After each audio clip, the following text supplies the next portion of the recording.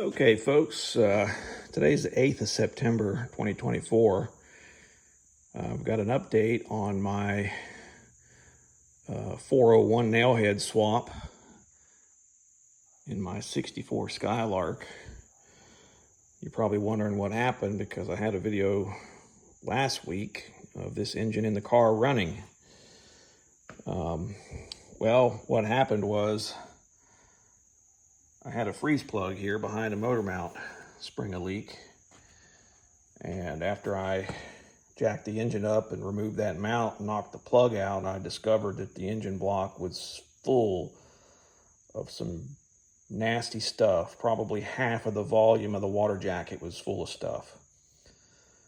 So at that point, I decided that I didn't trust the head gaskets on the engine, and I decided to go ahead and pull it out of the car, knock all the freeze plugs out, get all that stuff washed out, and pull the cylinder heads off, mainly to change the cylinder head gaskets. And of course, one of them did have some rust on one of the water passage ports that was very close to the fire ring on one of the rear cylinders. I forget which side it was on now, but I'm in the process of putting it back together right now.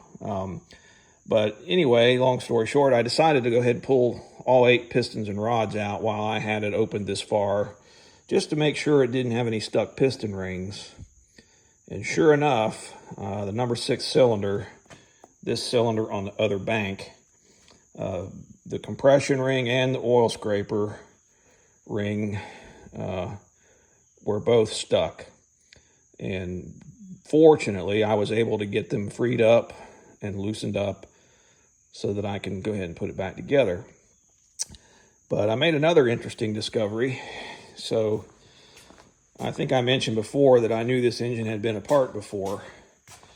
And what I discovered was that it had 4 different types of pistons in it. 5 of the pistons were all from the same original set, probably original to the engine. They were GM casting number, let's see, 11, I think they were 1185 486 was the casting number on them. And then 2 of them were the same casting number, but were clearly from a different engine, because here's one of them. You can see how clean it is. And then the other 5, had varnish on the inside of them to the same degree, so they're clearly from the same set. And then one of them was a completely different bastard aftermarket piston. Looks like it's got a sealed power, possibly TRW part number on it there, L2078, standard bore. I believe this is a forged piston. It's made totally different than the other 7.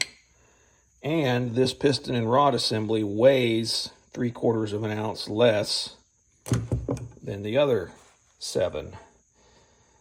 So that's a balance problem. I did locate a new old stock standard bore factory original piston on eBay, so I'm going to pick that up and swap this piston out.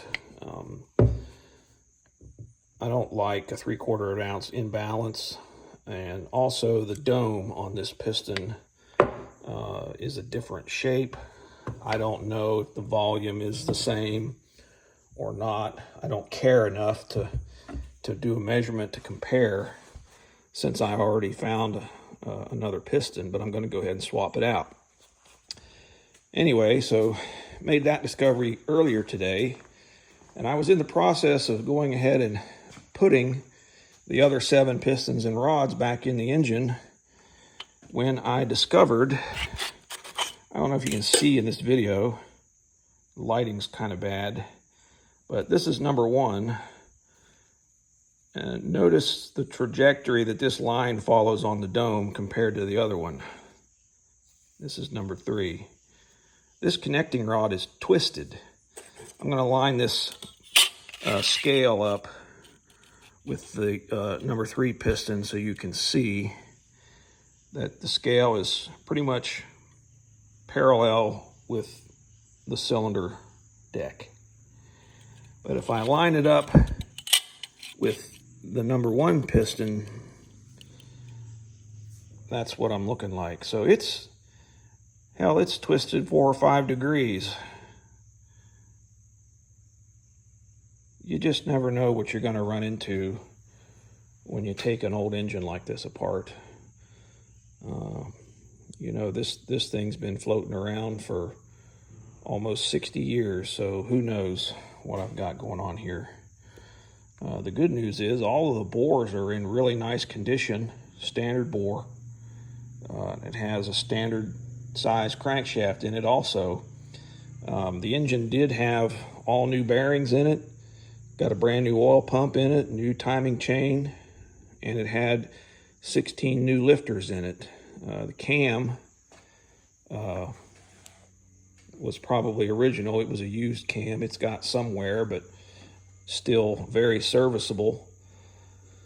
So I guess I'm going to pull this number 1 piston and rod out and see if I can get it straight. And then I'll put the remaining pistons and rods in it, except for number 2 that has the bastard piston on it, and I'll wait until I get that to finish putting it together. But that's my update for today. Learn something every day. Thanks for watching.